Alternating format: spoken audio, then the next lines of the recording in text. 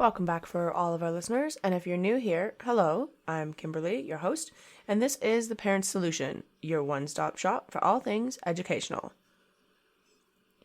Now, as much as we as parents and caregivers love our children, there's always going to be a time during their development where we find we have to appropriately incorporate discipline into our parenting style. It may be in a mall, or in a grocery store, or at a birthday party, or at the grandparent's house, perhaps.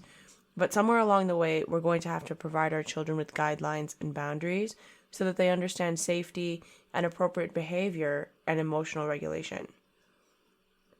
This right here is the theme of an article that's published on Parent Map, and it's entitled, How to Use Positive Reinforcement to Encourage Good Behavior. Parent Map, for those of you who may not know, is an online resource that is owned by women who are parents themselves. There's plenty of informative articles as well as a magazine that deals with a myriad of parenting topics. In this particular article, the emphasis is on the parent reinforcing good behavior by praising the child when they display positive actions. By praising favorable behavior, the parent is now encouraging the child to continue doing good. And this encouragement, of course, goes deeper than just regular thank you and please, with statements such as, I appreciate how patient and generous you're being with your little sister right now, or I like how you shared that toy with your brother. This specificity tells the child that he or she is in fact patient and generous, or that you appreciate their sharing capabilities, instead of reciting a common phrase that's heard multiple times in a day. By reinforcing this sort of wholesome behavior, you're helping your child recognize the good that is inherently in them. This leads to a cognitive process. When your child is faced with the option to do good or bad, they will hopefully remember all of the positive words that you have been speaking and choose to do good, finding their identity in their positive attributes that you have verbally recognized. Now, what about children with behavioral needs? Children with behavioral needs tend to act out regularly because they are consistently told that they are bad children, or that they are naughty, or they always misbehave, or that they never listen. And it's only a matter of time before those negative words from parents and teachers and caregivers become the child's internal voice. And then what do?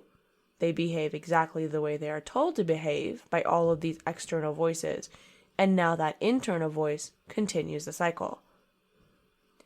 So this Parent Map article highlights the problem with negative reinforcement as well.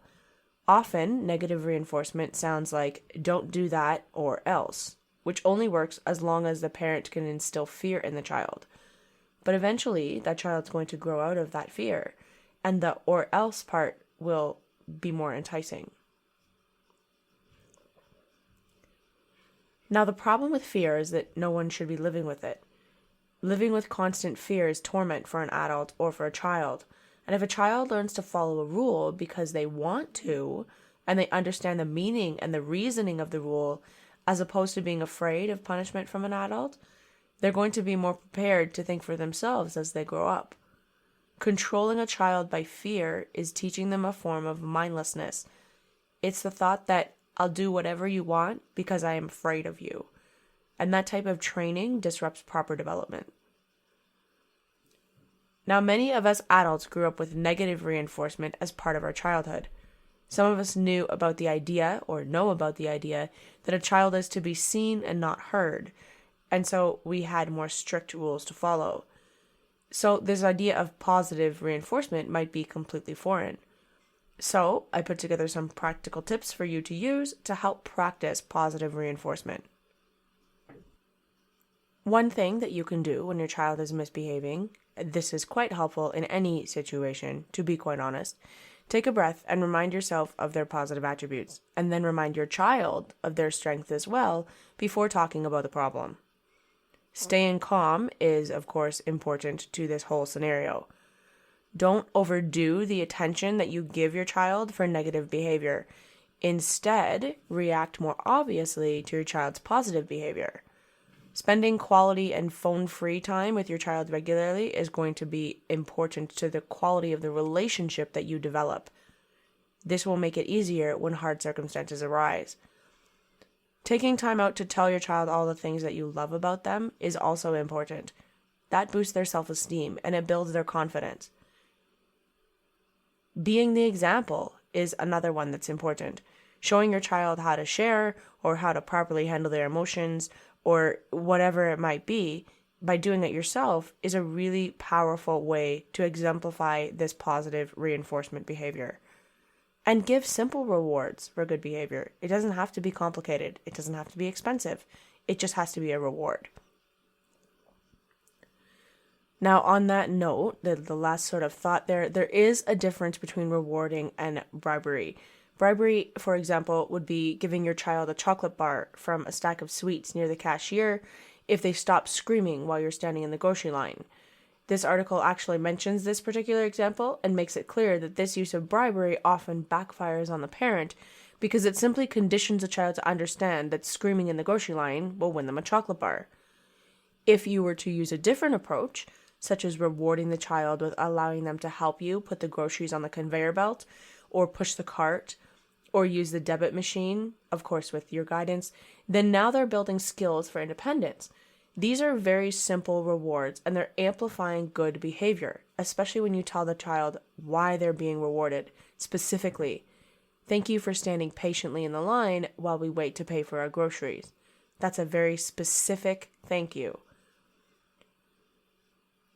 Now, you and I both know that parenting is no walk in the park, but with sound knowledge and a willingness to learn and change and an extra touch of patience, you can do well and raise a smart and capable and confident human being. If you need more resources, that's what Star Students is here for.